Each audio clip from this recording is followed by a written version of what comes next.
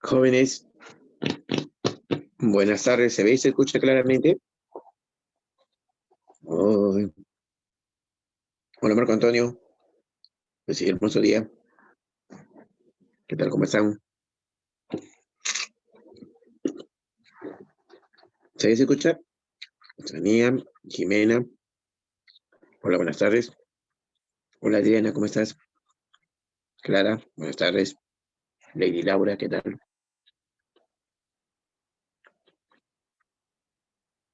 Ashley, estoy terminando de comer mi pera. Ya, jóvenes. Hola, Jean-Pierre. Ya. Ayrton, ¿cómo estás? Con ustedes tengo un repaso, ¿no? Ya, Chebu, ¿cierto?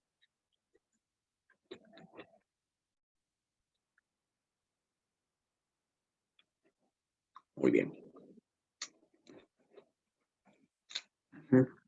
¿Qué tal? Sin más ni menos, empecemos. No hay nada que contextualizar. Si no me equivoco, esto de edad moderna. Bueno, no toda. El siglo XIX, ¿no? Sí, mejor para que varias preguntas se vayan respondiendo fácilmente. Mira lo que voy a hacer. Esto ni siquiera te he mostrado en una diapositiva. Lo voy a hacer en una pizarrita virtual. Voy a sacar el lapicito.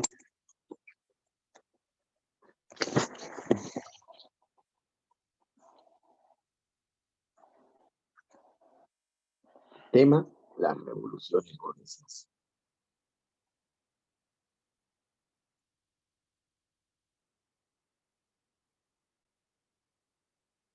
Muy bien. ¿Dónde surge? En Francia. Es la primera de su tipo. Desde 1789 hasta 1799. ¿Cómo le llamas tú? Esta revolución burguesa que surge en Francia, ¿cómo la conoces? Muy simple, ¿cómo la conocen? En los libros de historia universal. Revolución Francesa. Claro, la Revolución Francesa, así de simple. Muy bien, vamos a llamarla igual. Revolución Francesa. Esta tiene dos etapas. ¿Recuerdas? Tiene dos periodos. ¿Cuáles son? ¿Quién me dice? Una etapa monárquica. Entonces se convierte en una monarquía constitucional, ¿cierto? Y una etapa republicana. ¿Sabes qué? Así no mejor. Se ve feo. Con llaves. Mejor lo pongo así. Una fase monárquica por acá. Y una fase republicana. Ya.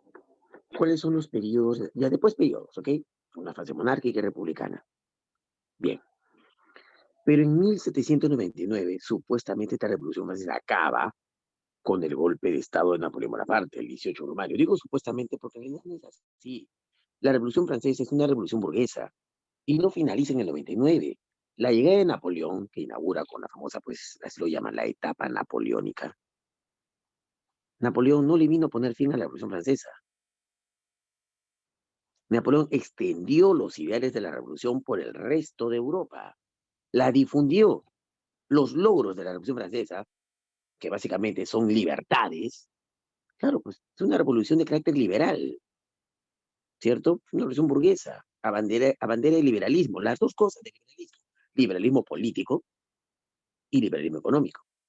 Más que nada liberalismo político, ¿cierto?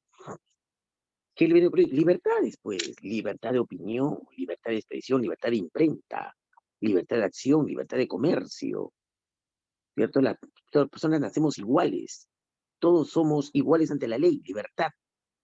Era básicamente lo que abanderaban, era revolucionario. Estaban reflejando los ideales de la ilustración, ¿sí o no? Bueno, Napoleón extiende los ideales por el resto de Europa. ¿Cómo dividimos la etapa napoleónica? En tres, ¿recuerdas? Claro. Primero el consulado. Él se proclama cónsul de Francia hasta 1804, que se proclama emperador. El imperio.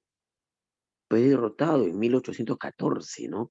Después se escapa en el 15, iniciándose su breve periodo de los 100 días. Son las etapas, los periodos de la etapa napoleónica. Bien, él es derrotado en 1815, como sabes. Pero ya desde el 14, que lo derrotan la primera vez, desde el 14, pues vamos a poner así, mira, fue derrotado la primera vez en 1914 y definitivamente en 1815. Y así vamos a ponerlo. Desde que fue derrotado la primera vez, ¿qué hicieron los países potencia que lo derrotaron? A ver, dime, escribe que te leo. ¿Qué hicieron los países potencia que lo derrotaron? Dime.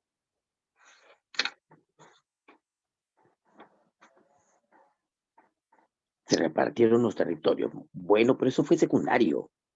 Napoleón había llevado los ideales de la revolución al resto de Europa. En Europa gobernaban monarquías absolutas, monarquías autoritarias, y Napoleón llevó ideales revolucionarios. Yo te dije que tuvieras en mente esto. Mira, Europa. Acá está Francia. Francia se convierte en una república. Francia, su revolución, llevó a crear instituciones y leyes que eran pues nuevas y desconocidas en el resto de Europa.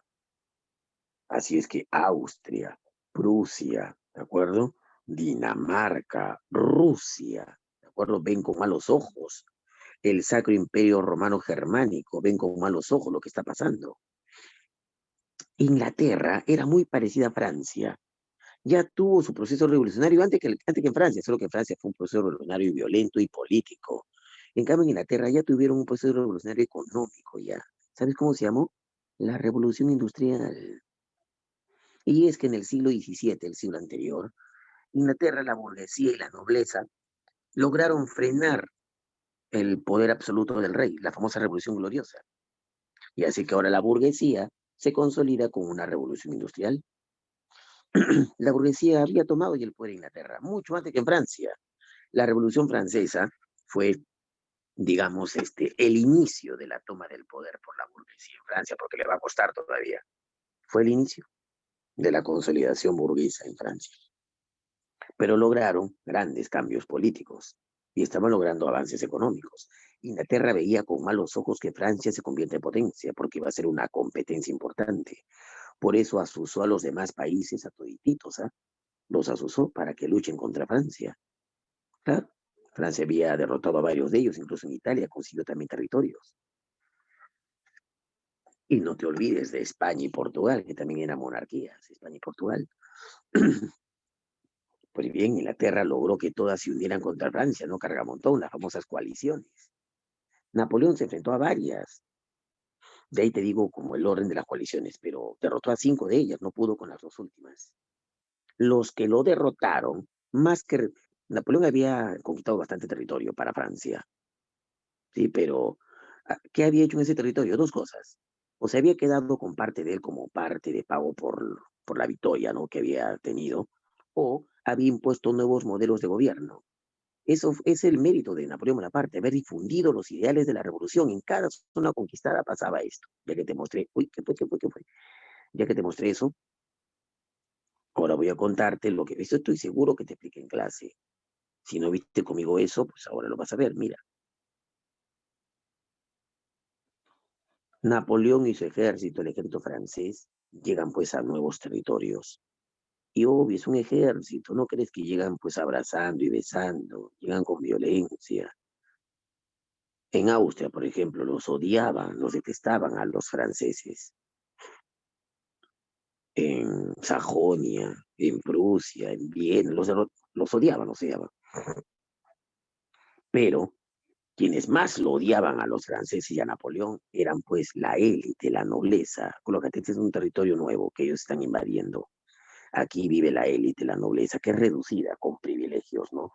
Pero la mayor parte de la población es campesina, artesanos, pequeños comerciantes, la burguesía, ¿no? Ya, pequeña burguesía. Los privilegios los tienen los nobles, pero todos son austriacos. Todos son austriacos. Ellos son franceses. Todos odian a los franceses, pero más que nada a los nobles. ¿Por qué? Porque Francia, una vez que conquista el territorio, impone sus modelos liberales, impone esas libertades, esos logros, derecho de sufragio, que todos son iguales ante la ley. Se eliminan privilegios de muchos nobles. ¿Cómo va a reaccionar el pueblo? El pueblo, pues, lo toma bien, ¿no? Que eso ya es realidad en Francia, ahora es realidad también aquí en Austria. Mediante varios tratados, Napoleón obligó a esta nobleza a reconocer esos derechos y libertades. Se impuso modelos e instituciones francesas. O sea, el modelo, esos logros de la revolución se difundieron. Y el pueblo lo recibió bien, aunque odiaba a los franceses. Los nobles odiaban esos logros y odiaban a los franceses. Así es que la lucha contra los franceses fue de ambos. Ambos lucharon contra los franceses. Y los al final los derrotaron. ¿Sabes qué hicieron ellos?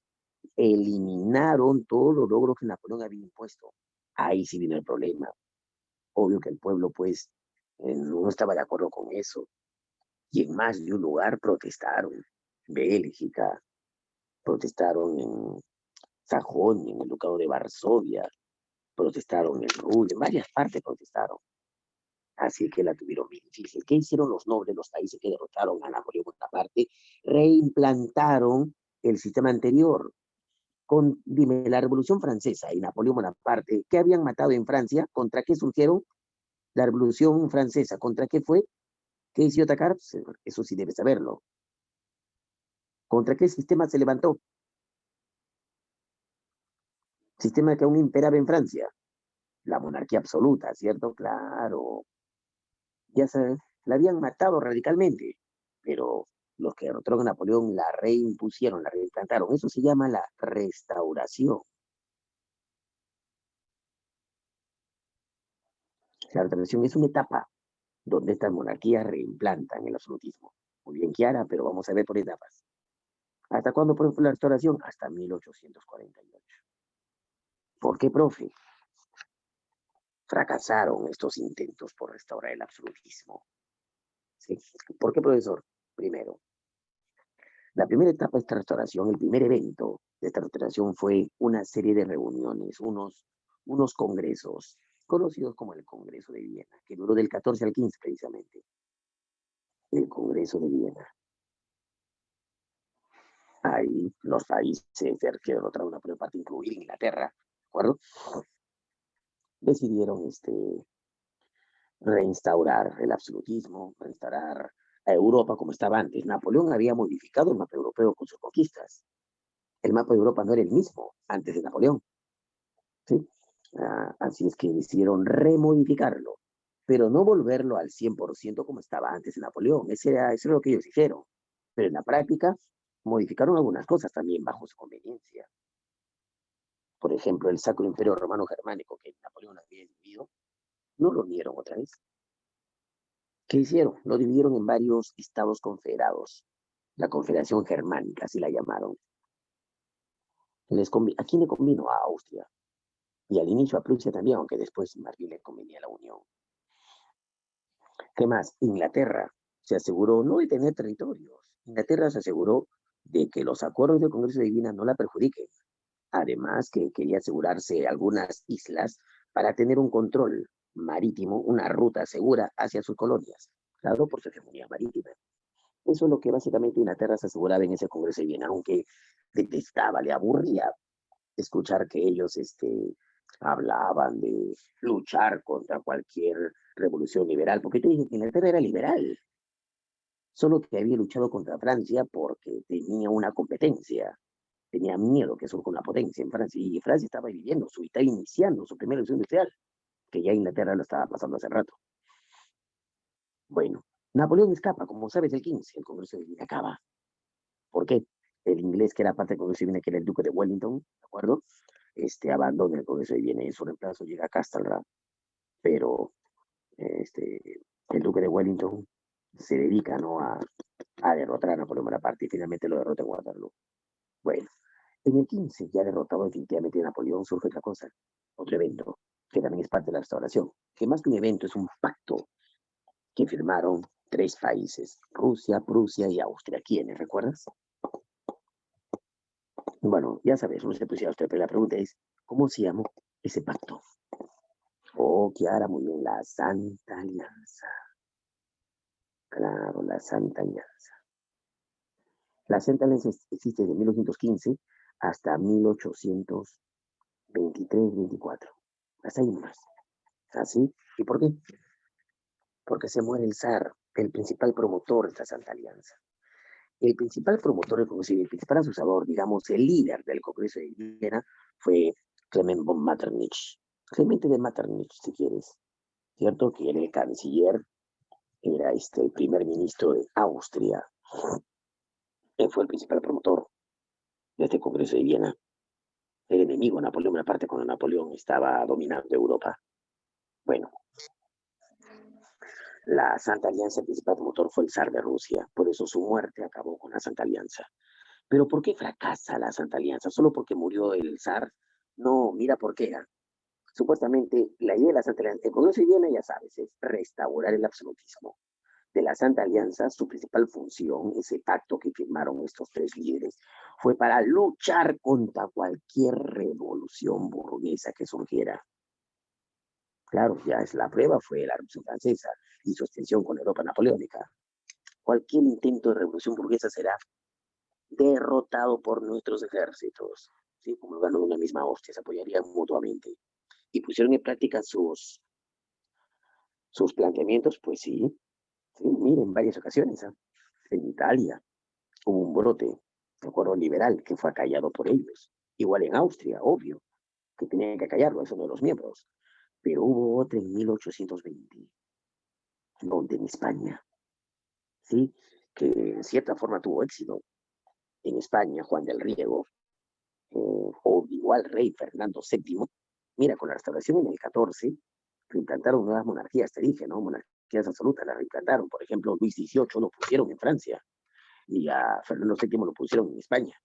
Bueno, fue en el 14, mira, en el 20, una revolución liberal en España. Juan del Riego y los burgueses obligaron al rey Fernando VII a volver a jurar la constitución que ellos habían hecho en 1812. Y esa revolución liberal tuvo éxito, pero solo hasta el 23. ¿Por qué? Porque en el 23 la Santa Alianza, enterada de esta revolución liberal, tuvo que combatirla, era su juramento, ¿recuerda? Enviaron a una tropa de 100.000 hombres, los juntaron en Francia, sus tropas, los llamaron los 100.000 hijos de San Luis, y enviaron con toda España, y lograron derrotarla. Esta revolución liberal del 20 al 23 mantuvo muy ocupado al rey Fernando VII. Dime, ¿eso qué tiene que ver con la historia del Perú? ¿Qué pasaba en esos años, del 20 al 23 acá en el Perú? ¿Qué pasaba? Escribe que te leo.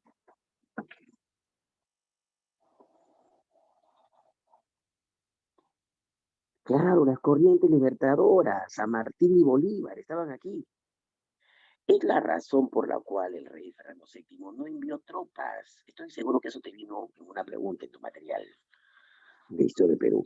Fue la razón por la que el rey de España no envió tropas para apoyar a la Serna, para apoyar a Pezuela en su momento.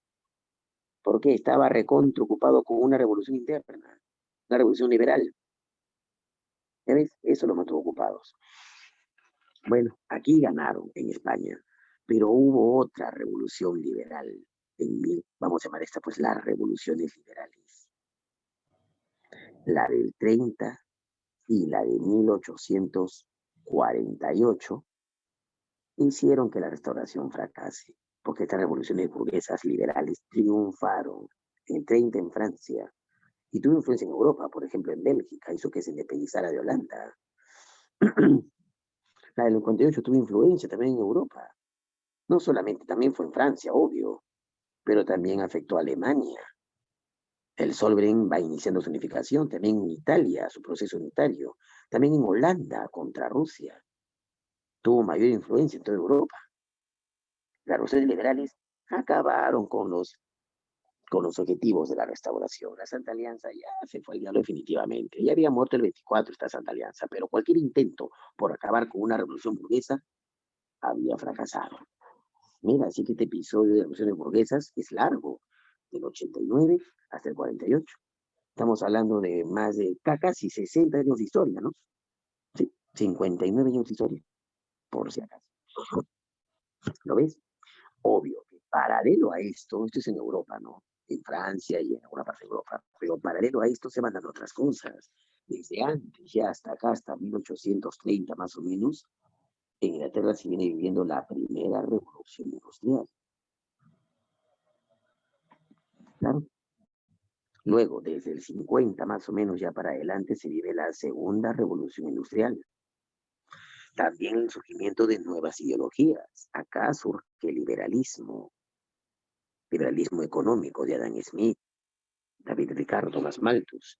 Las revoluciones liberales vieron el nacimiento de una nueva corriente de pensamiento, el nacionalismo. ¿Sí? Y a partir del 40 surgen dos corrientes que definen al obrero. Son consecuencia de la primera revolución industrial y el surgimiento de la segunda. ¿Cuál, profe? El socialismo y el anarquismo. Socialismo utópico tanto como científico. ¿Ves? Son hechos paralelos los que se dan. Por eso al siglo XIX, todo esto es siglo XIX, si te das cuenta, ¿no? Lo llaman el siglo o la era de las revoluciones. Industriales, burguesas, liberales, como quiera llamarlas. ¿Ok? Esto te va a ayudar a responder un montón de preguntas, ¿ah? Era como para recordar, contextualizar lo que estamos haciendo. Y ahora sí, vayamos a nuestra... ¿Que quedó claro este contexto? Para ya empezar con las diapos. ¿Sí? Ok, Jimena, ok, Harry. Participa, no excepciones, ¿ah? Muchos no hablan, activa tu audio.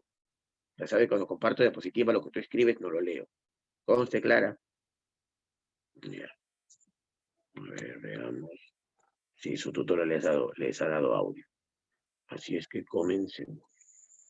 Compartir pantallita. Comenzar ahora. Este es HP. Vayamos a HU.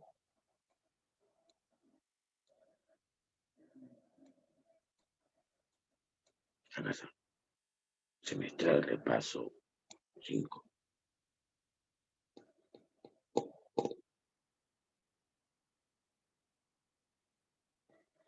Bien, acá está. Ya sabes, ¿cómo se lleva un repaso? Pues aparecen las preguntas, las marcas, me dice tu respuesta. Me dicen varios su respuesta. Y si veo pues, que todos han respondido correctamente, pues está de más. Eso ya lo sabe. Entonces, ¿a qué me dedico? A ampliar otros datos. La pregunta me va a hacer dar pie a darte más datos sobre este pequeño tema, por si te viene. Pero si veo que nadie, no muy pocos dieron con la respuesta correcta, me va a dar motivo a explicarlo otra vez para que quede bien aprendido. Así se lleva un repaso. ¿Listo? Ya. La Revolución Francesa significó fundamentalmente, a ver, chancones,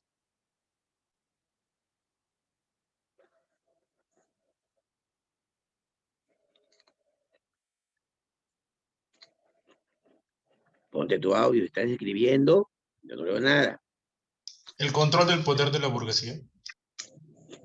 Ya eso dice el varón, veamos qué dice el resto.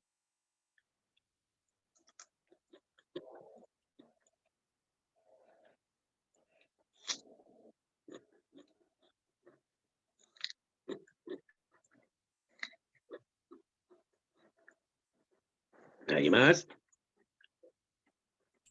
El fin de la monarquía absoluta y del régimen feudal.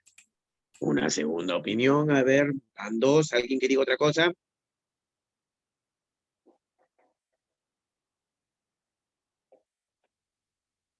¿Nadie más?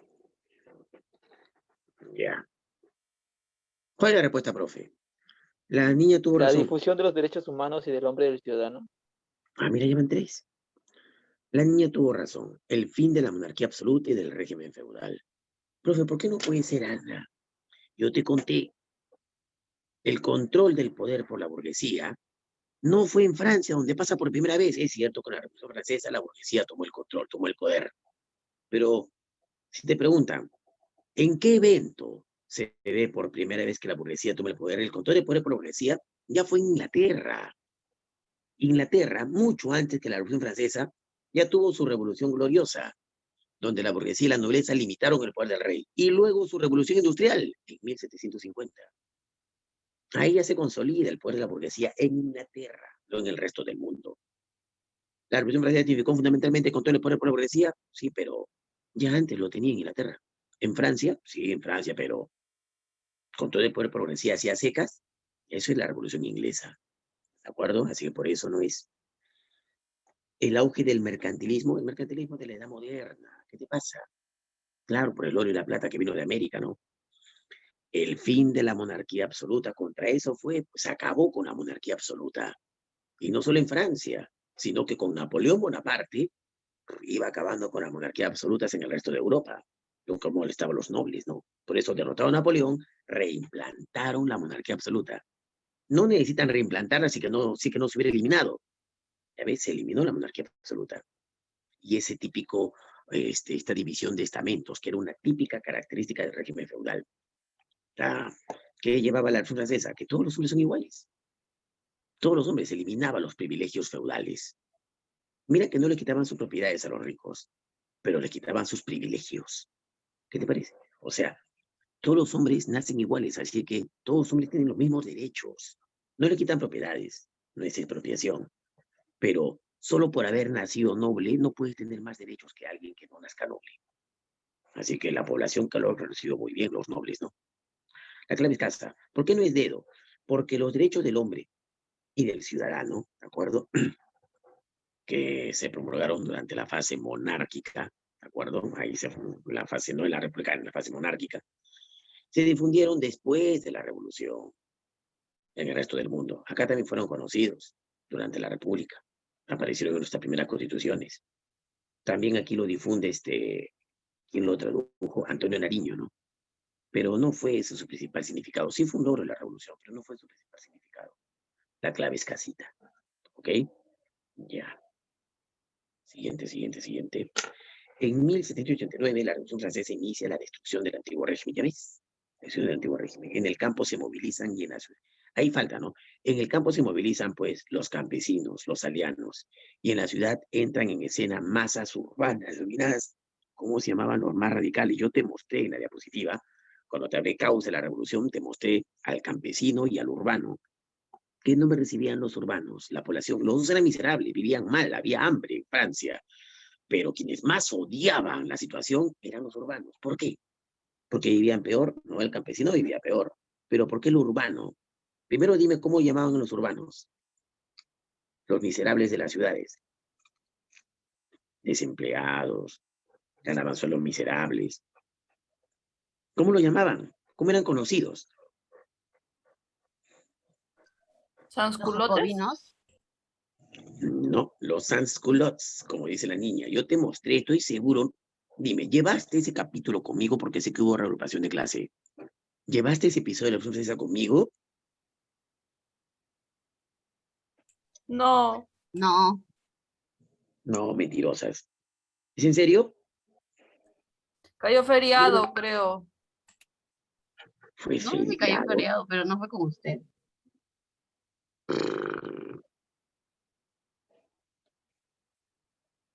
A ver. Déjame ver.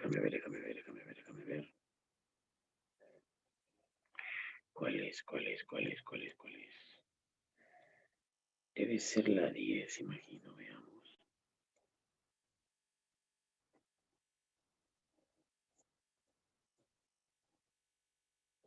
No, es la 11.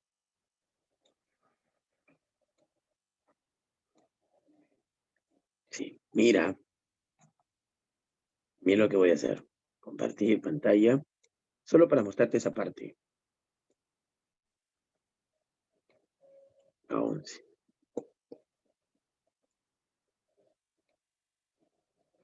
Revolución Francesa.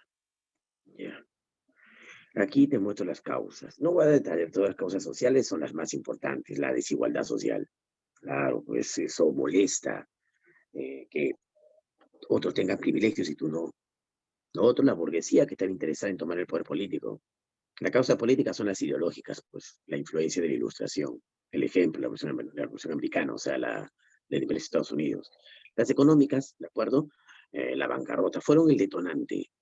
En Francia estaba en crisis, había apoyado a las 13 colonias para que se independicen de los ingleses.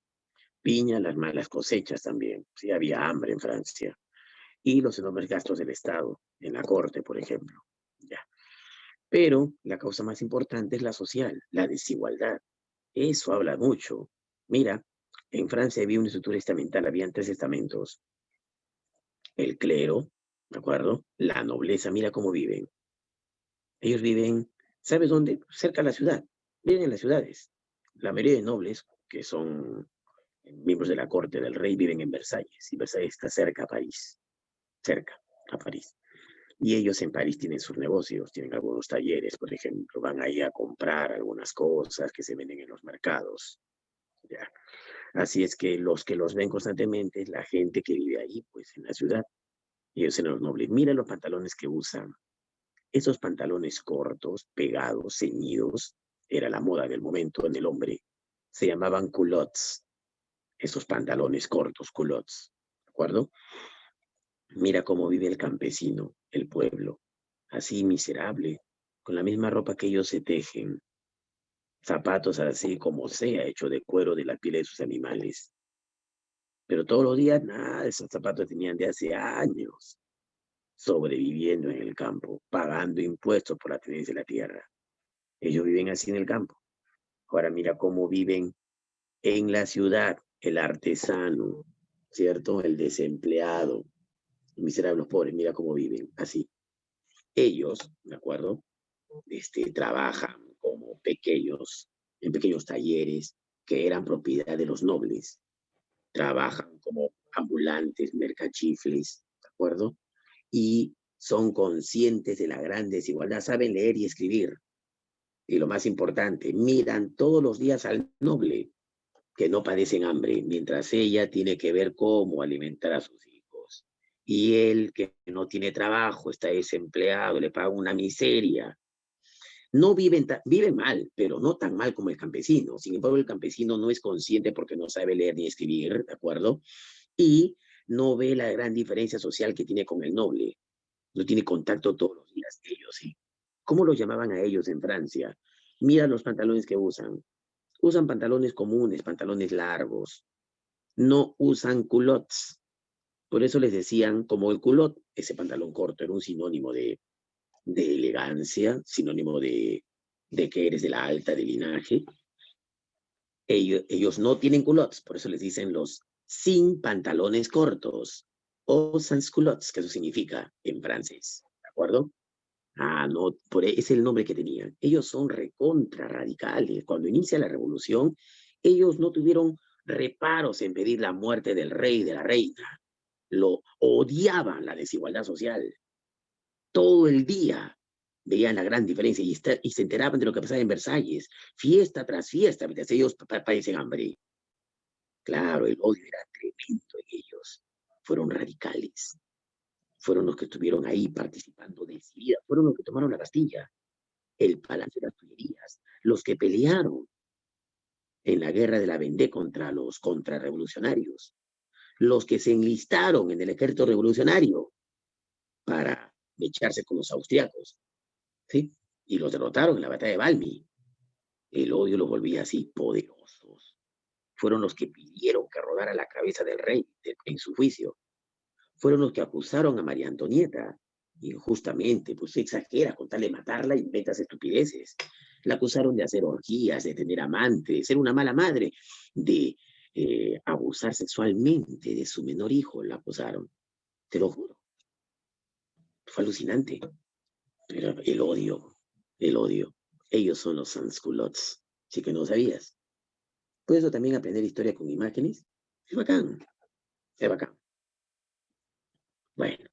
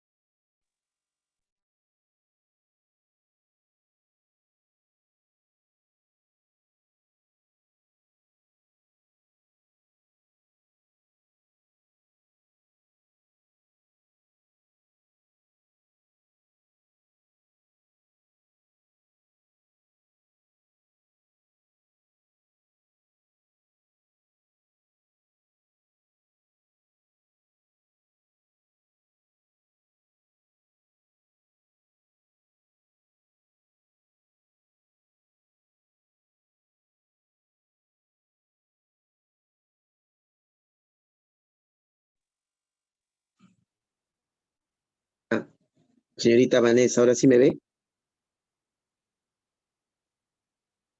¿Y ese sapo? ¿Quién es ese sapo? Jean-Pierre. Ya, señorita Vanessa, muchas gracias. Ya, adivinen qué pasó. Les mostré una imagen, ¿no? En francesa. Y luego la cerré la diapositiva, pero en vez de darle clic a la diapositiva, le di clic al zoom, cerrar. Ah, sí se cerró. Qué imbécil. Bueno, y ahora sí. Bueno, como te decía, se aprende con imágenes. Así que creo que ya sabes por qué los ángulos fueron determinantes en la revolución, ¿no? Eso hace la gente cuando quiere violencia, recurre a los que tienen más odios. Claro, fue casualidad. A los que tienen más odios. Típico, típico, típico. Claro. El padre, a ver, que no te suceda eso, pues no metas a los hijos. Si alguna vez te separas, mira, pero ya parece algo común. No digo que sea normal. Procura casarte con una mujer que ames toda tu vida, ¿no? Y que tus hijos no vean cómo los padres se separan. Si es tu caso, te estás separando de tu mamá, ni siquiera juzgues. Tú no sabes cómo será tu realidad, ni siquiera te atrevas a juzgar. Pero sí sería bueno que no, pues que no se separen, que sean casados, sea para toda la vida. Pero ni modo, ¿qué vas a hacer? Si eso te pasa a ti, si te vas a separar, no te atrevas a meterlos. Hay padres infelices que con tal de, veto a saber de que se vaya con él o con ella, fomentan el odio. No digo, mira lo que tu madre hace, mira, todo es culpa de ella. Ni te atrevas, ni te atrevas. Si eso hacen tus padres, tú, callado, no hagas caso. No juzgues tampoco, pero no digas nada. Ni te atrevas a meter a los hijos en bronca a los padres. Es lo peor que puedes hacer. Te vas a ganar el infierno. Es un hecho, te vas a ganar el infierno. Ah, ya. Qué bien. Se terminan arreglando, qué chévere. Claro. Pero solamente les digo, no, ni te atrevas a juzgar. Y cuando seas padre, ni te atrevas, ¿de acuerdo? A usar a los hijos para que vayan en contra de tu pareja. Eso es lo peor que puedes hacer. Eso te pinta como Satanás de cuerpo entero. ¿Ok? Mira, lección de vida, ya sabes. No te preocupes, Jimena, pero en serio, ni te atrevas a usar a los hijos para ganar odio. Eso hacen los políticos, por ejemplo. Eso usó Hitler con su gente. Odio hacia quien le fomentó, hacia los franceses, a los ingleses, a los judíos. Claro, anotado cuando me separe. Pues procura no separarte, es lo mejor. Procura no separarte. ¿Y cómo lo logro? Esperar, pues, sal, diviértete, ten parejas, normal, pero no pienses nada serio. Cuando ya estés consolidado, ya de verdad estás aburrido de vivir para ti solo, quieras de verdad alguien que esté ahí a tu lado, te comprenda. Ahí recién vas a ver, vas a buscar con buen ojo una buena mujer, ahí sí recién. Mientras tanto, si sigues pensando en ti, no está mal. Qué chévere, ahorita es una edad donde tú eres el primero, tú, nadie más. Claro, pero eso no dura toda la vida. Va a llegar un momento en el que quieras dar y que te den cariño. Va a llegar un momento en el que sueñes con tener hijos, con tener una hija. Va a llegar un momento, va a llegar un momento. Ahorita no, si ahorita ni siquiera, qué asco. Es normal, qué chévere. Pero hay gente que temprana edad, a los 18, 19 ya quieren, ya. Ya van a la calle y no piensan en comprar ropa o algo. Quieren comprar ollas, quieren comprar cubiertos, quieren comprar, no sé, cosas para la cocina, para cocinar rico. Es alucinante, les nace pronto, pues deja, les nace pronto. Hombres y mujeres, ¿ah? Por si acá. Bueno, pero solo te digo, piensa en ti primero, que es normal, piensa en ti. Ya cuando estés consolidado, profesional, ya tengas tu billete, quizás hasta tu casa, ahí recién, ¿no? Y te aseguro que la pareja que encuentres va a ser la idónea, la idónea. Ese consejo te doy. Eh, no, no es egoísmo, Lady Laura. No es egoísmo. El pensar en ti mismo no es egoísmo para nada. No, para nada. Estás en todo tu derecho a la razón. Oye, ¿por qué me dejas? Porque tengo examen. Bueno, ¿por qué no salimos hoy día? Me lo prometiste. Tengo examen la siguiente semana. ¿Quieres que jale? Ay, pero es un examen nomás. No te moleste, pero primero es mi nota. Luego yo, sí, luego tú. Te dejo. Pues vete. De arranque, se acabó, ¿sí o no? Es ahorita. Después no, obvio que después no. Obvio que no, cuando ya tengas esposa, no, primero es tu mujer. Primero, si sigues creyendo que tus amigos son, estás mal, estás mal, estás mal. Como que no, que mi vida es primero, no te cases, pues no te cases, no tengas pareja. Es solamente cuando ya creas, ¿no? Quieras ser querido, ser amado, ahí sí. La pareja es lo primero. Lo primero. Cuando ya después, ahora no. Claro, lo digo. Justamente por pensar en mí, es que perdí a la mujer que amaba, pero ya pues hay que seguir adelante por pensar en mí. Claro, obvio. La digo por eso. Bueno, ya, ¿sabe qué? Esto no es para contarte esas cosas. Volvamos a nuestro material. ¿Listo? Diapositivita. ¿Cuál era? El semestral 20, ¿no? Sí. Sí, acá estábamos. Oye, reproduce TP. Y no reproduce.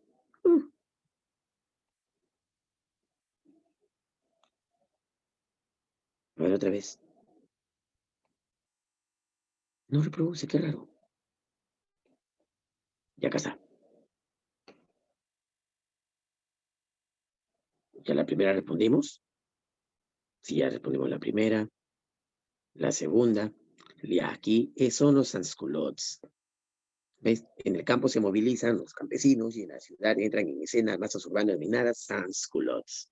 Sí. Mira, literalmente significa los descalzonados.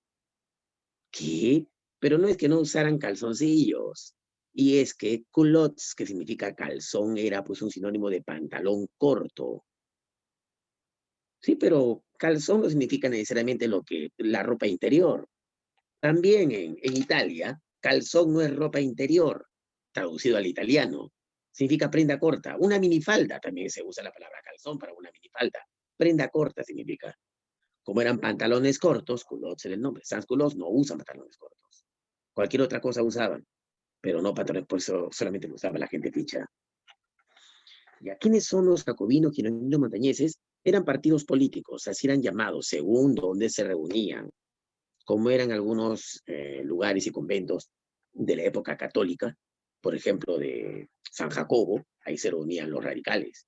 Por eso les decían jacobinos, también llamados montañeses, porque ese convento estaba en la zona montañosa de Francia, así que es lo mismo. En cambio, los girondinos eran los conservadores de la Orden de San Jerónimo. No es que ellos eran de esa orden, se reunían en el convento de la Orden de San Jerónimo. Es como aquí en el Perú, ¿sí o no? ¿No te habló tu profe de los carolinos, de los fernandinos, de los oratorianos? Habla, dime, ¿te he hablado de eso? Carolinos, fernandinos, oratorianos. ¿Te he hablado? Habla. Habla, activa tu Sí, audio. Ya, dime, ¿quiénes son los fernandinos? ¿Quién lideró a los fernandinos? Esta conspiración. Hipólito Unanue, Muy bien, ¿y por qué se llamaban los fernandinos? Uy, porque su líder era Fernando. No, ¿por qué? ¿Dónde se reunían? San Fernando ¿Pero qué es San Fernando? No de me digas que Medicina. la Escuela de Medicina San Fernando, ahí se reunían. Es la misma vaina es, ahí lo llaman jacobinos, que son de montañeses porque viven en la parte alta de Francia, pues, las montañas. Ya por eso el nombre. Pero son grupos políticos. Esos son, no son las masas. A las masas urbanas le decían sánsculos. Los ejércitos de Napoleón Bonaparte recorrieron el continente derribando picas dinastías monárquicas, te dije, ¿no? Ellos, Napoleón Bonaparte difundió los ideales revolucionarios, acabó con dinastías monárquicas, acabó con el absolutismo en varios lugares, e incluso en otros casos no mató al rey, ni a la reina, ni acabó con la monarquía, sino logró que ella firme su rendición y reconozca que iba a aplicar medidas liberales. Y además, grandes concesiones y ventajas comerciales también logró. Ya sabes que esta región comercial, me vendes tal producto, yo te vendo tal, pam. Estaba trabajando para la burguesía francesa.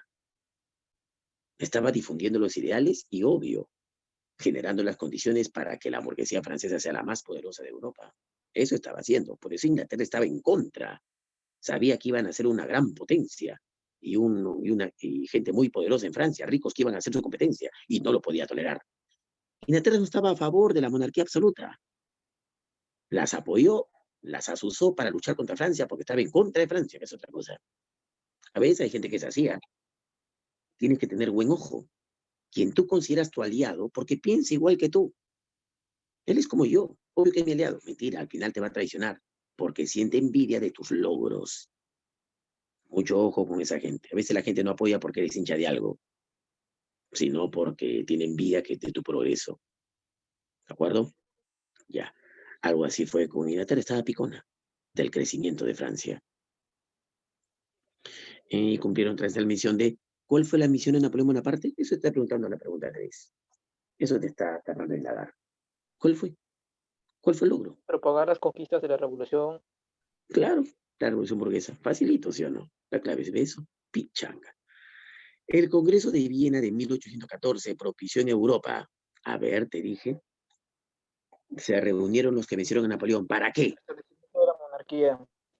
Para restablecer la monarquía absoluta. Volverla a imponer. Ese fue el principal objetivo del Congreso de Viena. Clement von Metternich, ¿sí o no? Claro. La Santa Alianza no existía en el 14, surge el 15. La hegemonía de la Casa de los Borbones era la Casa francesa, ¿no? La hegemonía del Imperio Británico. Inglaterra asistió, pero ella no asistió para, ya ahora yo seré el más poderoso. Y asistió nada más para que estos infelices que se reunieran no tomen acuerdos que le iban a perjudicar. Obvio. La doctrina Monroe, formulada en 1923, propuso, ¿recuerdas? Que el presidente James Monroe, quinto presidente de Estados Unidos, ¿qué propuso? ¿Te recuerdas contra qué estaba en contra?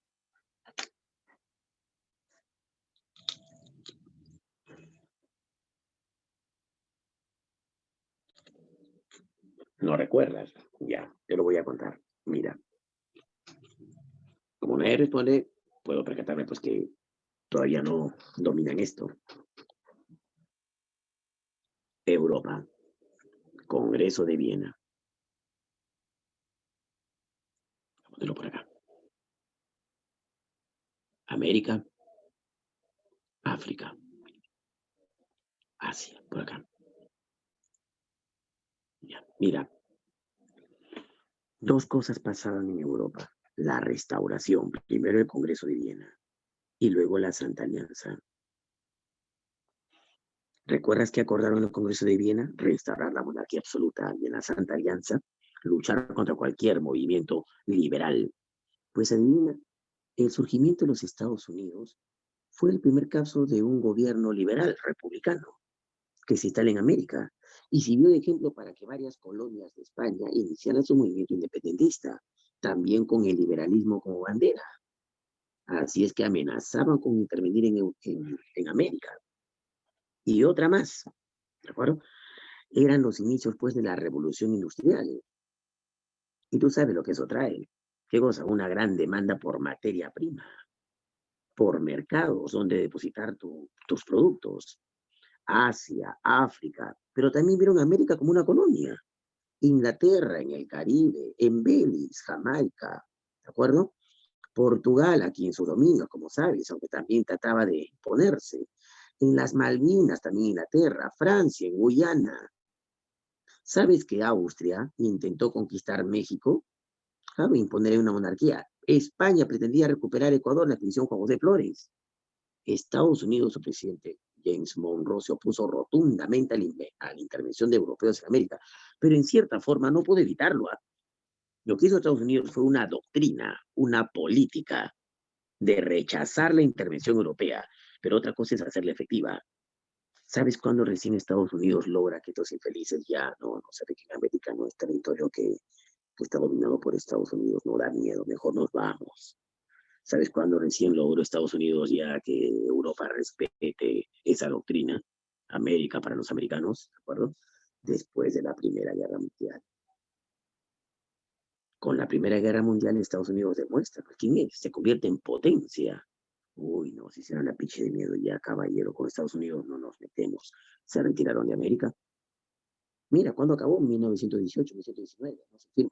Y el Perú empieza a depender, no solo el Perú, a varios países, depende de Estados Unidos, aquí gobierna la guía, ¿sí o no? Claro, justo coincide. O sea, la Primera Guerra Mundial eso ya es efectivo, pero la doctrina es como la Revolución Francesa. ¿Qué ideales propagó? La libertad de profe, libertad de expresión, libertad de imprenta, libertad de culto, libertades. Pero ¿acaso con la Revolución Francesa surgieron los ideales? ¿Los ideales cuándo surgieron? Dime, ¿cuándo los ideales de la Revolución Francesa, ¿cuándo surgen? ¿Cómo se llama ese capítulo? Donde se te habla de los ideales, de libertades y demás. Oye, ¿acaso no fue Rousseau, Montesquieu, Voltaire? ¿Cómo se llama ese capítulo que has visto en Historia Universal? Ilustración. Claro, la Ilustración del siglo XVIII.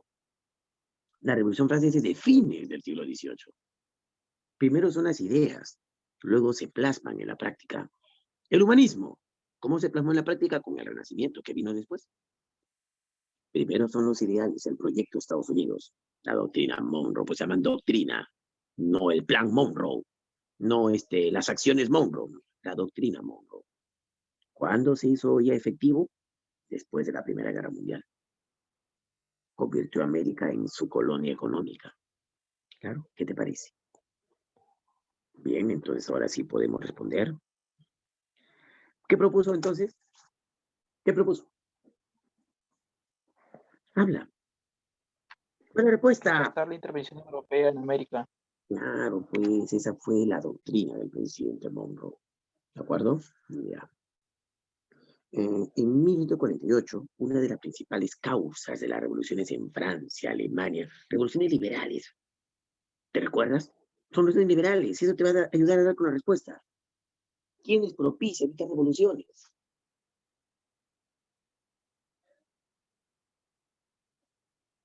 Ascenso El proceso de la burguesía burguesía liberal. Claro, pues ya la burguesía ya empieza, mira, empezó a dominar en Inglaterra con la Revolución Gloriosa y con la Revolución Industrial. En Francia con la Revolución Francesa. En el resto de Europa con las revoluciones liberales del 20, del 30 y del 48. Ahí, en mancha. Claro, tienen logros, claro, Italia se unifica, Alemania se unifica, después de una unión aduanera, que fue el antecedente previo. Holanda inicia su separación de Rusia, Bélgica se separa de, no, perdón, estoy hablando, Polonia inicia su separación de Rusia, Bélgica se separa de Holanda. ¿Qué te parece? O sea, hay grandes procesos. Y Estados Unidos, en cierta forma, también, mientras eso pasaba en Europa, ¿sabes qué pasa en Estados Unidos? Una guerra alucinante. La guerra de secesión, los estados del norte y del sur. Pero más adelante hay algo al respecto. Hoy una vez voy a aprovechar en contarte, ¿de acuerdo? A ver, ¿cómo fue la guerra de ¿qué es la guerra de secesión? Se parece un poco a lo que aquí pasaba a inicios de la República. Claro, Estados Unidos recién se independizaba. Habían conformado un estado federal, donde cada estado tenía pues cierta independencia. ¿Ven? Si esto es hoy Norteamérica.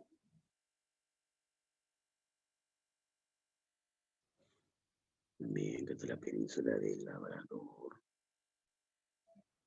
la Florida. Ya.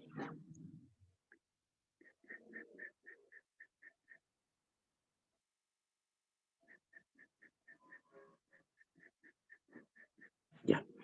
Aquí mira, estas eran las 13 colonias. Ya habían crecido un poco, ya se habían extendido hacia el oeste, pero todavía no conquistan todo. Tenían algunos territorios. Algunos territorios. ¿Qué pasó? Napoleón Bonaparte les había vendido Luisiana, por ejemplo. Esa zona, este enorme territorio, era de Francia, les había vendido. Bueno, aquí estos colonos americanos, ¿no?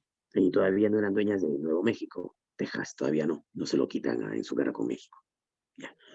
Pero los estados del norte pronto se diferenciaron del sur por su política económica. Ellos vivían del comercio, de la industria.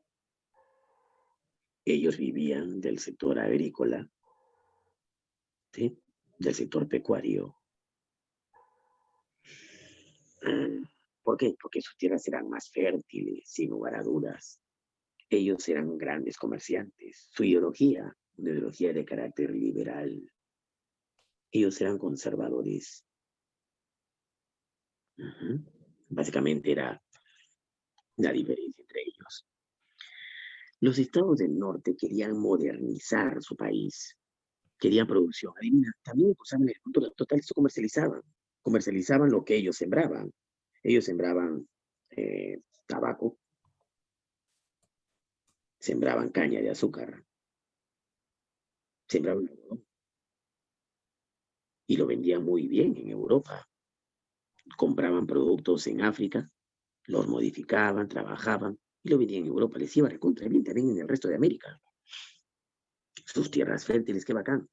Pero ellos seguían produciendo sus tierras con mano de obra esclava.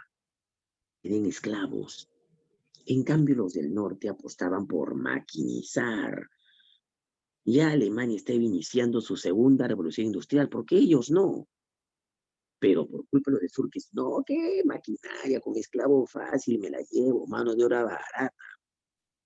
Pero en realidad ellos estaban mal. Podían producir mucho más y con mayores ganancias si maquinizaban su agricultura, pero no querían. Eran cerrados y tercos conservadores, ¿entiendes? Por eso la bronca entre ellos. Llegaron ellos de ahí a separarse y a formar su propio Estado. La Confederación versus la Unión. Pero los del norte se impusieron con su presidente, de acuerdo a Abraham Lincoln. Y una de las batallas definitivas fue la batalla de Gettysburg. Él ha ido a un pronunciamiento alucinante, ¿no? A favor de la libertad del negro. Pero más que eso, dice, no, el gobierno no es determinado presidente, sino de todo el pueblo. Por culpa de la élite en este lugar, el pueblo no merece sufrir. Los negros son poblaciones como nosotros. El gobierno debe ser del pueblo, para el pueblo, por el pueblo, dice. Bueno, ya. Pero, ¿por qué tiene que ver eso usted con el Perú? El Perú, pues igualito, ¿no te dijo tu profe de historia del Perú?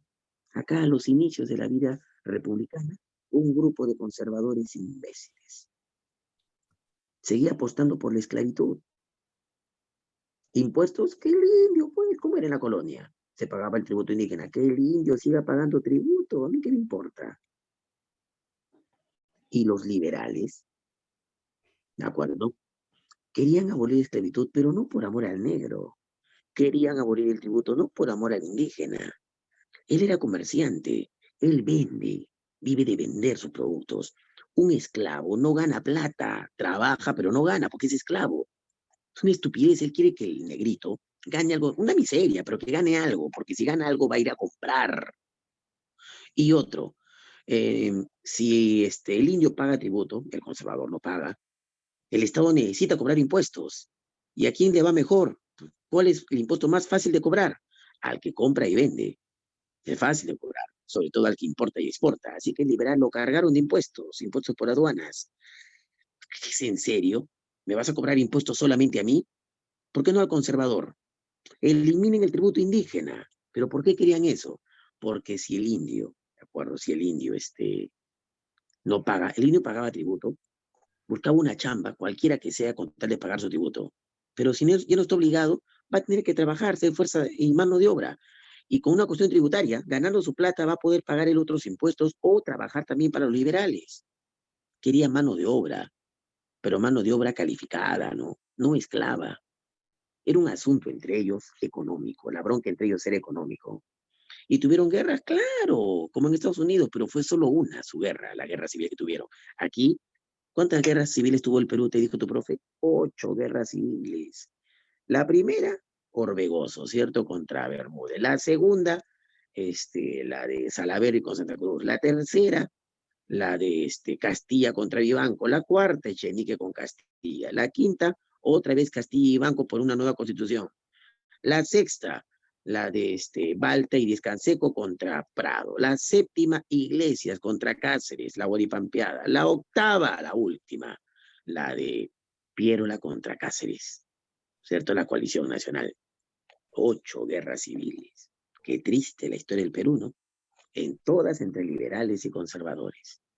A la profe, el desgaste, para que veas. Y ellos eran esclavistas.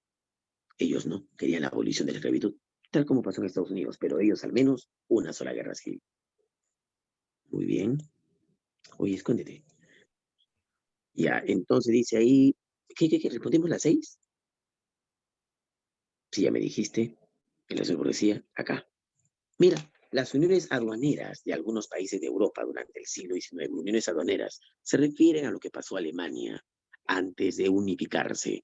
Antes de unificarse Alemania, fue la famosa, el famoso Solvaren. ¿Qué fue el Solvaren? Una unión aduanera de países de la Confederación Germánica. Decidieron unirse porque, mira. Solo otro resumen. La historia de Alemania. En la época de Roma, en sus fronteras, vivían los germanos allá al norte, ¿no? Por los germanos, ¿recuerdas? Los vándalos, los suevos, los burgundios, los anglos, los sajones, los francos, en fin, un montón de pueblos germanos. Roma cae a manos de ellos y ocupan sus respectivos territorios. Lo que es hoy Alemania fue ocupada por los sajones. Los sajones. Bien, luego llega el Imperio Carolingio. ¿Recuerdas? Derrota a los sajones, Carlomagno. Claro, lo convierte en una suerte de provincias. Pero cayendo el Imperio Carolingio surgen tres países: Francia, Italia y Alemania. Y la región de los sajones, los germanos sajones. Pero Francia, o sea, surge el feudalismo por las invasiones vikingas. ¿Cierto? Francia se convierte en un montón de feudos. Italia peor, en ciudades-estado comerciales. Alemania sí fue fuerte. Se convirtió en el Sacro Imperio Romano Germánico, lo que los alemanes llaman su primer Reich, que duró un montón de tiempo, desde el siglo X. ¿Hasta cuándo, profe? Hasta Napoleón Bonaparte, que los derrota en el siglo XIX. Diluye el CIR y crea la Confederación del Rin. Ya. Luego derrotaron a Napoleón. El Congreso de Viena debió unir, no te digo que modificó otra vez el mapa europeo, debió unirlos otra vez para que formen el CIR. No les convino. Siguieron divididos, solo que ahora lo llamaron la Confederación Germánica. Eran diversos ducados, cada quien con un respectivo príncipe gobernándose. A Austria le convenía eso, pero no a Prusia. Prusia quería la unificación de todo, claro, bajo su liderazgo, la unificación de toda la Confederación Germánica bajo su liderazgo, hacer de eso una gran Alemania, volver a surgir su segundo Reich. Eso quería Prusia, pero tenía enemigos, Austria y Francia. Así es que, mira, Prusia hábilmente primero fomentó la unión aduanera, de la cual Austria también era parte, la unión aduanera, ¿sí? Llamada el Zollverein. Esta unión aduanera fue previa porque fomentó en ellos un gran sentimiento nacionalista, la idea de formar un gran país. Prusia entonces hace varios tratados con varios para ya unificarse, pero Austria se opone. Prusia le hace la guerra, la derrota, la guerra austro-prusiana. Luego Francia también se opone, le hace la guerra a Prusia y la derrota. Eso fue alucinante. Napoleón III, el sobrino de Napoleón Bonaparte, fue derrotado, ¿sí? Y para humillarla juramentan en Francia, en el Salón de los Espejos. Alemania se convierte en un imperio gracias al canciller Otto von Bismarck, ¿cierto? Pero el rey fue Guillermo I, ahora es coronado Kaiser, emperador de Alemania. Fue su segundo Reich alemán, su poderoso imperio. ¿Quién queda recontra asustada ante semejante evento? Inglaterra. No puede ser, derrotaron a Francia y ahora es una potencia. Con eso inicia su segunda revolución industrial, Alemania. Sí, recuerdas, Inglaterra siempre picona, no quiere competencia. Así es que Francia y ahora Inglaterra hacen una alianza ante la sombra que les hace, pues, Alemania, ¿no? Esa alianza se llamó la Entente Cordiale. Bismarck era un hábil político, no era idiota. Sabía que Francia estaba picona por su derrota, y además Alemania le había quitado 2 provincias, Alsacia y Lorena. Bismarck sabía que Francia pronto buscaría la revancha, y se enteró, pues, que se une a Inglaterra. Así es que convenció a su rey, al Kaiser, ¿recuerdas? Guillermo I, lo convence de hacer una alianza con Rusia. Sí, hicieron una alianza y también con Austria, su anterior enemiga. Así que el mapa europeo ahora quedó así. Acá estaba Francia aliada con Inglaterra. Y acá estaba Alemania aliada con Austria y ahora con Rusia. La llamaron la Liga de los Tres Emperadores. ¿Qué te parece? O Triple Alianza. Así la llamaron. Pero el problema vino cuando Austria pretendía salir por los Balcanes al Mediterráneo a través de Bosnia. Pero Rusia quería lo mismo, que a través de Serbia. Quería salir a los Balcanes. Cuando Austria tiene pretensiones anexionistas, Rusia reclama, ¿no? Oye, ¿qué te pasa? Alemania, dile a Austria que no se pase de imbécil. En los tiempos de Bismarck, ¿Por qué digo tiempos de Bismarck? No había muerto, solo que, bueno, ya presentó estaba recontra muerto, pero Bismarck jamás hubiera roto una alianza con Rusia. Pero el nuevo canciller de Alemania, Guillermo II, jubiló a Bismarck, lo jubiló, y adivina, le advirtió a Rusia, no, no, no, yo estoy con Austria. Yo estoy con Austria, ¿sabes? Tú eres parte de nuestra alianza, pero tienes que estar de acuerdo. ¿Qué te pasa? Ah, Rusia se enoja y se separa de esta alianza, le digo a estos emperadores. Francia se entera e invita, ¿no?, a Rusia a ser parte de la alianza. Así nace la Triple Entente. ¿Y qué hace? Como Alemania y Austria perdieron a Rusia, invitan a Italia a ser parte. Así también se consolida la Triple Alianza. Ya están listos los bloques para enfrentarse en la Primera Guerra Mundial, pero no pensaron que Italia se pasaría al bando enemigo en plena guerra. Pero ganaron aliados en Bulgaria y en Turquía después, en plena guerra. Pero ¿ves cómo se dan las cosas? ¿Qué fue entonces la Unión Aduanera, el Zollverein? Fue un paso previo para que Alemania se una, o sea, generó las condiciones necesarias para que Alemania logre su unificación. ¿Por qué? Era una unión de países con vínculos comerciales, fomentó la competitividad. Y si sabes economía, sabes que competitividad es una buena competencia, donde un país con otro establecen buenas relaciones diplomáticas y comerciales. Eso generó un fuerte sentimiento nacionalista, que los llevó a unirse finalmente. Cuando Bismarck le propone eso a los demás ducados, estuvieron de acuerdo. Así nace la Gran Alemania, el Segundo Reich. Pero fueron derrotados en la Primera Guerra Mundial, hasta que llega Hitler, ¿no? Claro, y fomenta el surgimiento de otra vez Alemania poderosa, el Tercer Reich. Bueno, acá, entonces responde Chanco. Las uniones aduaneras de algunos países de Europa, Alemania, ¿no?, durante el siglo XIX, a ver, ¿qué marcarías? Crearon una mayor competitividad. Claro, que fomentó un gran sentimiento nacionalista y de unión. No puede ser beso. Facilitaron la unificación política y económica, no limitaron. Tiene que ser casita. La Revolución Industrial Británica fue, según todas las interpretaciones, el triunfo histórico. Yo te conté. ¿Te recuerdas la Revolución Industrial de tanto la primera como la segunda? ¿Qué significó para el mundo en realidad ya? Por fin, ¿qué sistema económico se impone en el mundo? El capitalismo y su dominio del mundo. Claro, pues, ¿por qué, profe? Porque supuestamente el feudalismo, profe, ya había muerto ya. Algunos rezagos feudales quedaban en Europa. El caso de la Revolución Francesa ya no es edad contemporánea y aún hay rezagos feudales en Francia, como el absolutismo monárquico. Las revoluciones industriales ya terminaron de consolidar y el feudalismo no existe. Solo el capitalismo domina el planeta.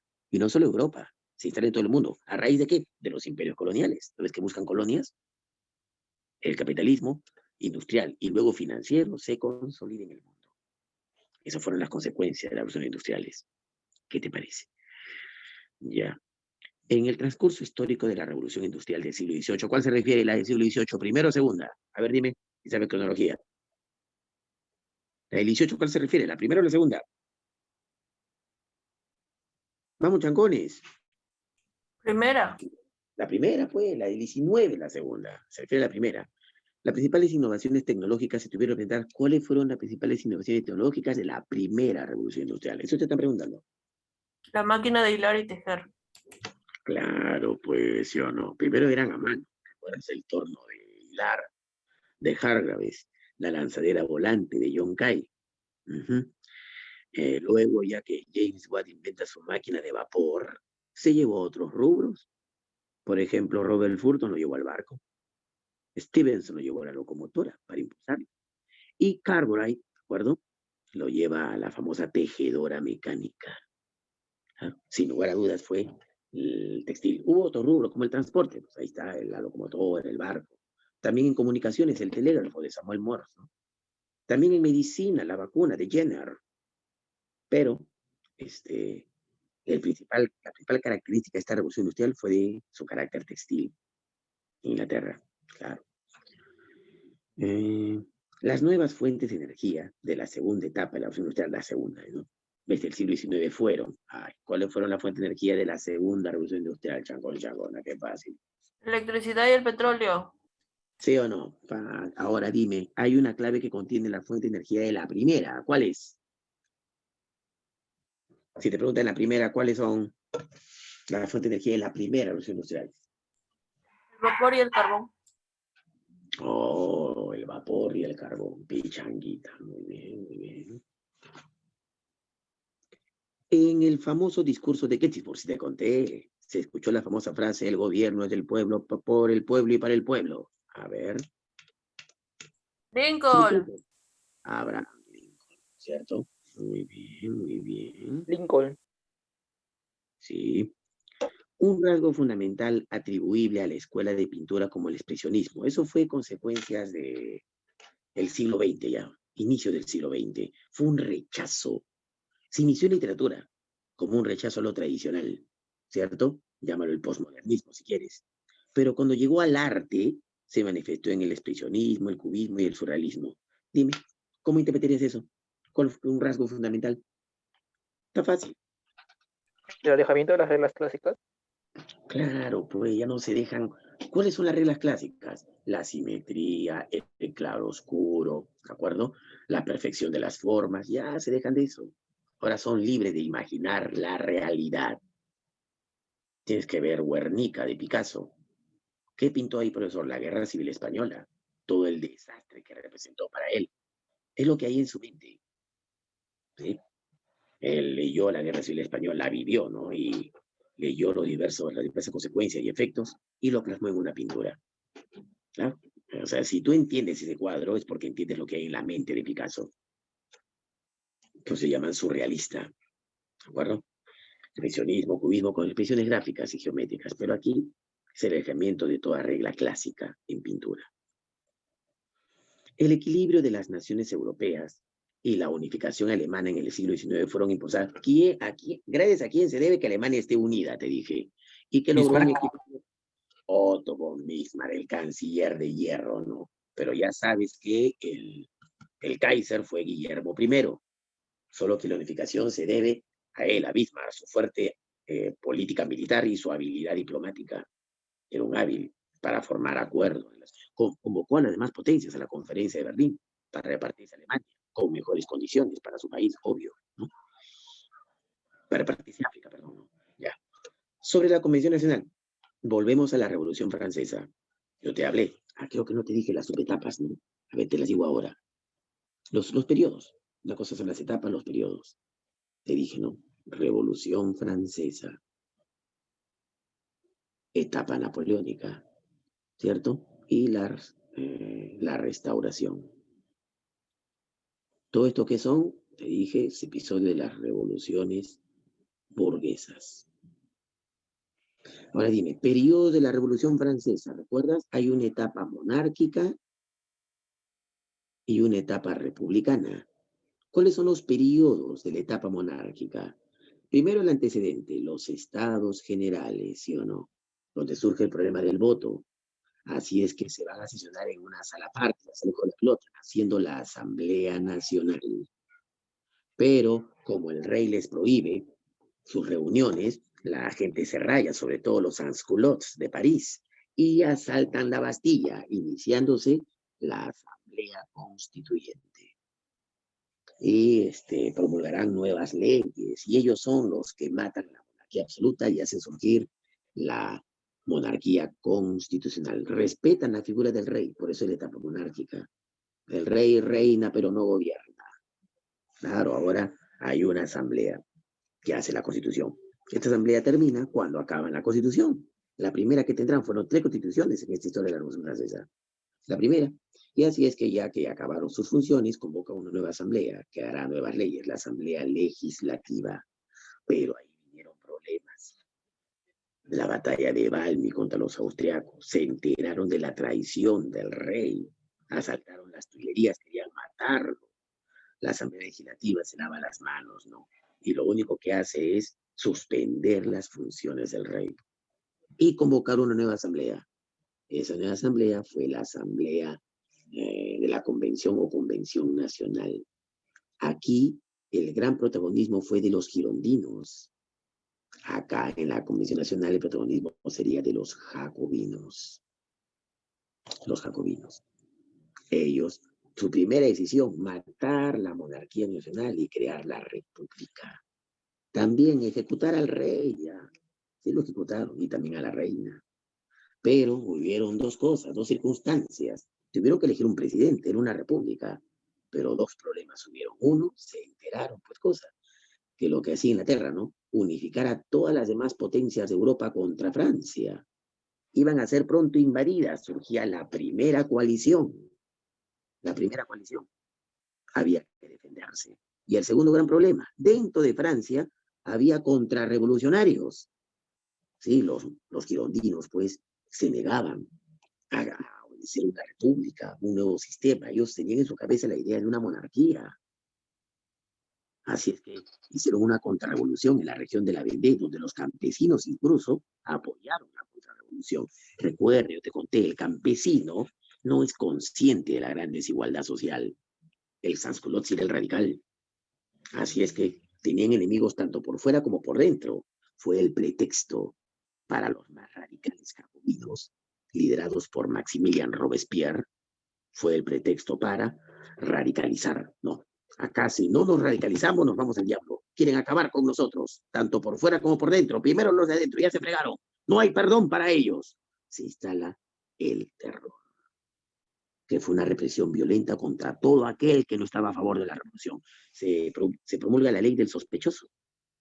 Es culpable todo aquel que no haya hecho nada por la revolución, ¿de acuerdo? Será acusado de ir contra ella. O sea, para que vea que tan grave es, ¿no? ¿Cómo dirías? Ya, supuestamente, antes, al que te mira feo, le metes un cachetadón porque te miró feo. Pero ahora también le metes un cachetadón hasta el que no te mira bonito. Si no te mira bonito, merece un cachetadón. ¿Qué te parece? Así no me mire feo, así no te mire feo. Esa fue la ley del sospechoso. Si no hizo nada por la revolución, si nunca participó en la revolución, es un contrarrevolucionario. Y era llevado a la guillotina. ¡Hala, profe, qué feo! Y así pasó Danton, que era amigo de Robespierre. También pasó por la guillotina. Pero esto acabó cuando el mismísimo Robespierre también es ejecutado, ¿no? El 28 de julio. Cuando acaba la convención, cuando se inicia la última etapa de esta etapa dictatorial, de esta etapa republicana, el directorio. La reacción termidoriana, porque fue en el mes de Termidor, que era en julio más o menos, la reacción termidoriana mata a Robespierre y implanta en el gobierno a 5 personas, que eran ya más moderadas. No mataron las instituciones republicanas que se crearon en la convención, pero sí acabaron con el terror. ¿De qué hicieron estos directores? Enfrentarse a la segunda coalición. La primera coalición, profesor, triunfó en Francia. Ahí destaca la figura de Napoleón Bonaparte. ¿Sabías? ¿Qué estoy hablando? Espera. Déjame borrar esto. Uy, aquí no hay borrador. Ya. La primera coalición de enfrentarse contra la convención, pero fue acá donde se enfrentan. Aquí. Recién en el directorio. Aquí se habían formado. Napoleón aquí surge en la etapa de la Convención Nacional, luchando contra la famosa rebelión de la Fronda. Aquí surge la figura de Napoleón. La primera coalición fue contra el directorio. Y Napoleón también gana. Y era muy popular. Aprovechó esa popularidad, ¿cierto? Y la corrupción del directorio para dar un golpe de Estado. Así surgió el consulado. Se proclama como se enfrenta a la segunda coalición en el consulado y también la derrota. Luego su imperio, te dije, ¿no? Y derrota la tercera, la cuarta y la quinta coalición, pero no pudo con la sexta. La sexta lo derrota, fin del imperio. Escapará, ¿cierto? Los 100 días, y ahí se enfrenta a la séptima coalición, que lo derrota definitivamente. Así que perdió contra 2. Las demás triunfó, por si acaso. Bueno, eso era para recordar las etapas de la revolución. Que si la pregunta sobre la Convención Nacional sea lo correcto. A ver. En su debido momento estaba conformada por la llanura, o pantano, la gente pues moderada. Los girondinos y jacobinos, sí. Entre sus obras más importantes encontramos la Declaración del Derecho del Hombre Ciudadano. Eso fue en la etapa monárquica, durante la Asamblea Constituyente. Falso. La Francia revolucionaria estuvo asediada por las potencias absolutistas en el frente externo y en el frente interno, ¿no? Claro. Y por conspiraciones contrarrevolucionarias al interior, que originó el gobierno de terror, claro, fue su pretexto. Francia está amenazada. Por eso no eligieron un presidente, sino un comité de salvación pública que se quería reprimir primero el interior. Así que 3 es correcto.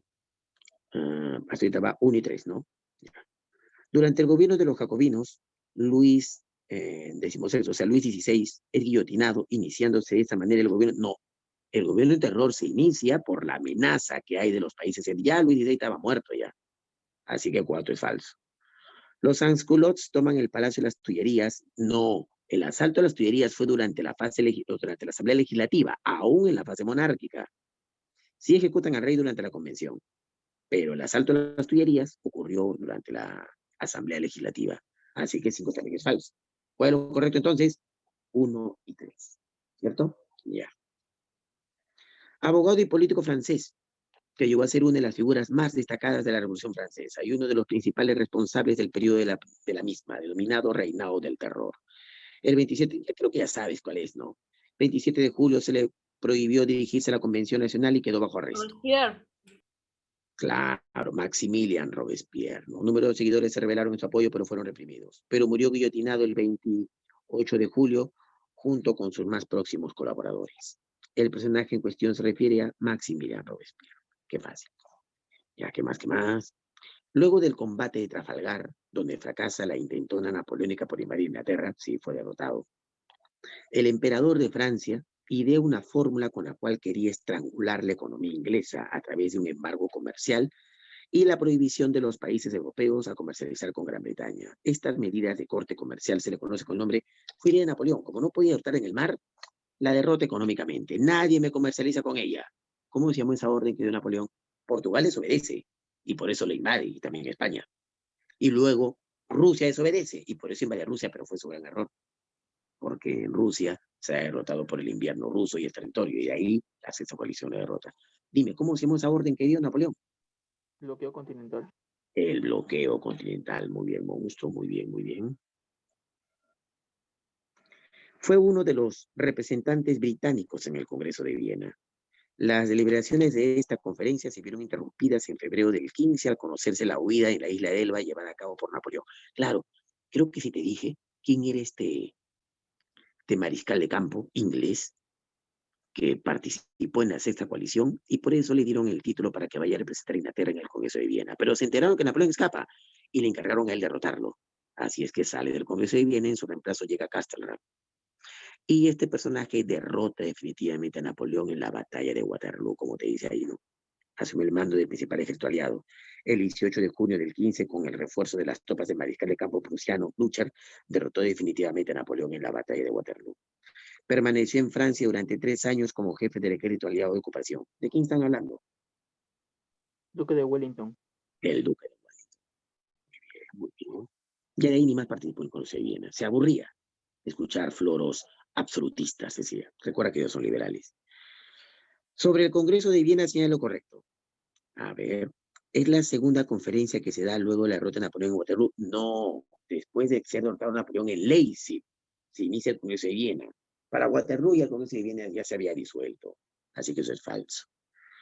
¿Los integrantes son las potencias vencedoras de Napoleón? Sí. ¿Quienes restablecen el absolutismo monárquico en Francia y España con Luis XVIII y Fernando VII prácticamente? Sí, es cierto. Bien. El presidente de los Estados Unidos, James Monroe, se opuso a dicha conferencia por considerarla intervencionista con intereses en el Nuevo Mundo. Claro, se opuso a dicha conferencia, recontra cierto. Te dije, James Monroe estaba en contra del Congreso de Viena de la Santa Alianza. Clement de Metternich es el líder de dicha conferencia, cuya doctrina estaba basada en el intervencionismo. También fue el líder de dicha conferencia, recontra cierto. Así estaba, ¿qué cosa? 2, espérate, 1 no era. 2, 3, claro, 4. La idea esencial es regresar al status quo anterior, claro, supuestamente volver a antes de la Revolución Francesa, aunque ya dije supuestamente, no, porque en la práctica el mapa europeo no se configura igual. Así es que la respuesta sería 2, 3, 4 y 5. Pichanga. Una de las características más importantes de dicha conferencia es el intervencionismo, tanto en Europa como en el continente americano. Uy, qué conferencias, es esas reuniones, qué fácil. En Europa se pretendía destruir todo intentona liberal y revolucionaria. En el caso del continente americano, apoyar a España a recuperar sus colonias. ¿Cómo hicimos esa conferencia? Congreso de Viena. Congreso de Viena. El Congreso de Viena, qué fácil. ¿Qué más? Quinto presidente de Estados Unidos y uno de los fundadores del Partido Republicano, más tarde llamado Partido Demócrata Republicano. Fue embajador en Francia y Gran Bretaña y secretario de Estado, ministro de Asuntos Exteriores, con el presidente James Madison. Fue uno de los negociadores de la compra de Luisiana y formuló la doctrina que lleva su nombre, que marcó durante años la línea de la política exterior estadounidense. El texto en cuestión se refiere a Es en serio, es un insulto a tu cerebro. ¿A quién se refieren? James Monroe. Claro, pues, quinto presidente, solo con esto lo sacaba ya, y si no te bastaba, se opuso pues a la intervención de países europeos. Fue una doctrina, lleva su nombre. ¿Qué más? Sobre las opciones liberales, a ver si era lo correcto. Surge como reacción a la restauración absolutista, claro, la del 30 y 48, contra ese maldito absolutismo, la del 20 también, en España. La consecuencia más importante de la revolución del 30 fue la independencia de Bélgica. Claro, Bélgica se independiza de Holanda. Fue una consecuencia de la revolución del 30. Al año siguiente nomás, ya Bélgica se independiza. ¿Por qué? Porque Holanda era conservadora. Aún tenía una monarquía absoluta. Mientras que Bélgica predomina el liberalismo. Y tomó como eso como pretexto para separarse. Y además habían varias razones de sobra. Por ejemplo, el idioma era distinto. Su religión era distinta, su raza era distinta, no había razones para ser parte del mismo país. La Revolución del 48 es internacional, puesto que influyó en toda Europa, originando movimientos nacionalistas en Italia, Polonia, claro, se separaron. Italia logró unificarse, Alemania también. Polonia inicia su separación de Rusia. Así que 3 también es correcto. Se produce la caída de Metternich en Prusia, ya, eso es falso.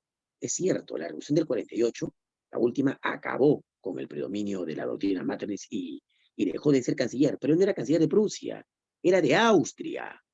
Por ese detalle, mira, podías caer. Así que 4 es falsa.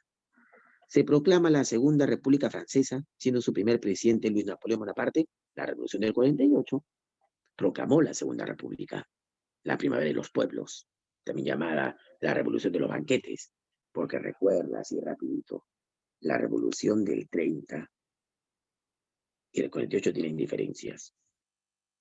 Ambas se dan en Francia, ambas impulsadas por el liberalismo.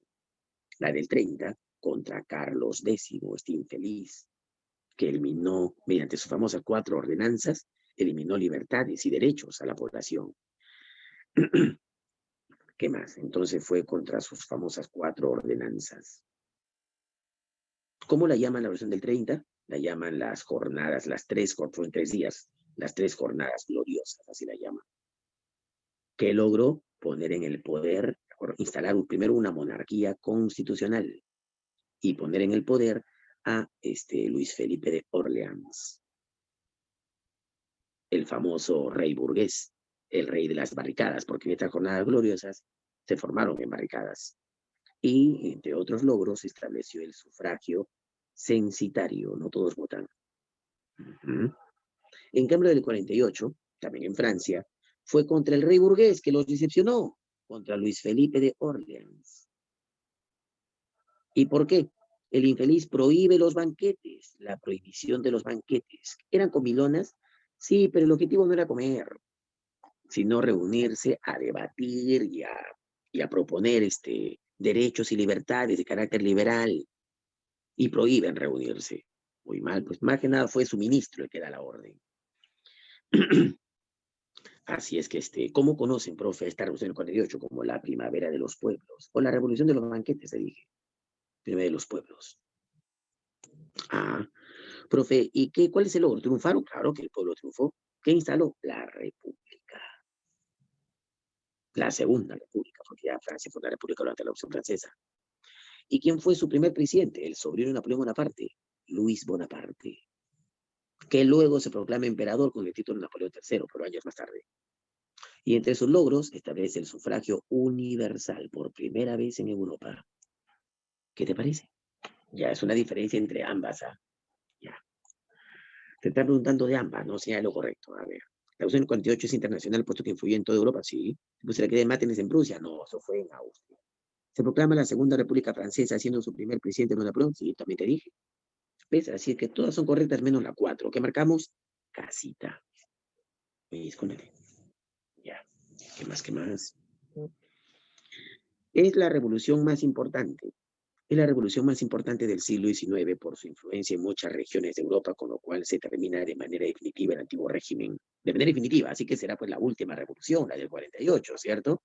En Europa, a excepción de Rusia, zarista y el Imperio Turco, cuyos regímenes autocráticos terminaron luego la Gran Guerra. ¿Cuál fue la última revolución liberal? La de 1948. Pero pues no tiene las claves. ¿Con qué otro nombre se la conoce? Revolución de los banquetes. Claro, y si no ves eso, debe estar la primavera de los pueblos. Así también se la conoce, por si acá. Sobre la revolución industrial, señor, lo correcto. A ver, tiene sus orígenes en la ilustración inglesa, que es de características tecnocientíficas. ¿Sí? La revolución inglesa del siglo XVII permitió un gran adelanto científico en el siglo XVIII, que propició la revolución industrial. En la primera revolución industrial, la industria que se desarrolló fue la textil, recontra cierto también, si te dije. En la segunda revolución industrial, la industria que se desarrolló fue la petroquímica, recontra cierto, además del transporte, la siderúrgica también. Surge la última fase del capitalismo, que es el imperialismo. Claro, tres fases, ¿no? Primero, capitalismo mercantil en la edad moderna, y ahora capitalismo industrial, que luego dio paso a un capitalismo financiero, también llamado imperialismo. Su característica más importante en cuanto a la producción es la producción en serie, claro, la maquinización de la producción, el maquinismo, su principal característica de esta revolución industrial, tanto la primera como la segunda. Así es que todititas son correctas. Para muchos historiadores, dicho fenómeno histórico sería denominado la gran divergencia. Ah, sí, ahí te digo por qué ya. Bueno, una vez, aunque también te lo dice. Así lo llaman porque la brecha social entre ricos y pobres se hace mayor. Diversa, lo que es una divergencia, ¿no? Claro, a partir de un punto, se separan. Había una brecha entre ricos y pobres, pero a partir de aquí se separa mucho más. Claro, porque los países potencia industriales se vuelven más poderosos y los países que no eran potencia se vuelven más dependientes porque tienen que vender su materia prima. Ah, profe, por lo cual existen países desarrollados o subdesarrollados, o en su defecto países ricos y pobres, donde los primeros a través de mecanismos económicos de dominación, como la industria, y dependencia se imponen a estos últimos. Dicho evento histórico se le ha llamado, dime, ¿a raíz de qué es todo? Por eso también así se le ha llamado, ¿a raíz de qué? Y por eso, ahí ves con la respuesta. Revolución industrial. Revolución industrial, una gran divergencia lo han llamado. ¿Por qué? La brecha entre países pobres y ricos se hace mayor. Y el Perú, claro que lo gozó. Aquí Inglaterra, Estados Unidos invirtieron con sus industrias y el Perú dependía cada vez más de ellos. Y dio paso a corrupción y otros eventos. Término que hace referencia al periodo de tiempo comprendido entre los años 90 y 14 en Francia. Ya, ¿sabe cómo se conoce? Como paz armada. Escucha, paz armada, pero en Francia tiene otro nombre. Del 90 al 14 es la etapa donde los países van armándose hasta los dientes. Normalmente eso sería paz armada, pero el nombre que ahorita te están preguntando fue un nombre posterior, se le dio posteriormente. ¿Por qué? Mira, segunda revolución industrial, gran desarrollo, ¿cierto? Bien, pero lo malo de esto es que generó competencia por colonias. Todos los países se pelearían por tarde o temprano, así que no eran idiotas. Paralelo a esto, van armándose hasta los dientes. La paz armada. Paz, hermano, paz. Pero en el fondo van formando alianzas y van armándose hasta los dientes. Hay una etapa de progreso. Hay progreso, se ve en las ciudades. Urbanismo, ciencia, tecnología, literatura, arte. Qué bacán progreso. Pero sabían que la guerra estallaría tarde o temprano. Y eso fue en 1914. Estalla la guerra. La Primera Guerra Mundial. Esta guerra fue tan fea que después de la guerra los países añoraban esta época. No porque se armaban hasta los dientes, sino porque había progreso. La guerra los dejó hasta el que incluso hasta los que ganaron. Francia y Inglaterra acabaron misias. La única bien parada fue Estados Unidos, Japón que estaba lejos, y la URSS que se consolida con potencia después. Bueno, añoraban este progreso de estas décadas. Por eso en Francia será conocida como, mira, lee bien la pregunta, ¿a eso se refiere? Mira, esta expresión surgió al término de la Primera Guerra Mundial para calificar como edad de oro a la época inmediatamente anterior a la guerra. Expresó la reacción de los que añoraban el pasado ante los horrores del primer conflicto mundial. La noción de este concepto es independiente de los movimientos de vanguardia, futurismo, dadaísmo, constructivismo, surrealismo. ¿Cómo llamaron esta época en Francia? Ni siquiera porque te digo que es en Francia, ¿lo sacas? Claro, la Belle Époque, ¿sí? Así lo llamaron. La Belle Époque, o Bella Época. Ah, ya, pichanga. ¿Listo? ¿Y creías que no íbamos a acabar? Colorín colorado, este cuento se ha acabado. Y es en serio, sí le extraño. Tú, muchachos, un consejo. No te sientas mala, no te sientas mal, porque leí una pregunta. Si le extraño, ¿qué te voy a hacer? Un consejo, padre. ¿Qué consejo? Es real, te va a chocar. Pero tú a esta edad, varón, por más que creas que sí, tú, damita, por más que creas que sí, tú no te enamoras. Lo que pasa por tu mente, que crees que tu corazón son estupideces. Es una reacción química. No sé si es hormonal, no me acuerdo, pero es una reacción química que pasa por tu cuerpo. Tú no experimentas eso todavía, así que déjate de estupideces, ¿de acuerdo? No digo que quieres, conversate en tu parejita si quieres, pero puedes estudiar nada más. Estudia, de pareja normal, pero no le des la importancia que tú le das. Ay, soñar, pensar qué estar haciendo, le voy a escribir. No seas baboso, ¿de acuerdo? En serio, no. Ten pareja, no te digo, no, ten pareja, tus padres lo permiten, adelante. Pero estar soñando, pensando, pintando, escribiendo su nombre, no, pues, no, no. Mal, mal, mal. No, no creas. Tú crees que estás, ay, enamorado. Basura. No, no estás. ¿De acuerdo? Estás solo experimentando una reacción química en tu cuerpo. Así va a pasar. Te enamoras ya cuando te digo, pues, quieres compañía. Ya no piensas en ti mismo, sino en la otra persona. Eso es otra cosa. Eso no es de rock stars, dice Clara. Sí, un consejo, escucha rock. Si escuchas puras baladas y esa basura, no. Te diría que escuches reggaetón, pero te vuelve imbécil. Te vuelve imbécil, así que mejor no. Escucha rock. Escucha rock. ¿Quieres que el rock canta al amor? Nah, el rock te dice, sufre mamón, devuélveme a mi chica, te dice esa cosa. Sí, bacán, bacán. Escucha rock. Pero, otro consejo, sé buena gente.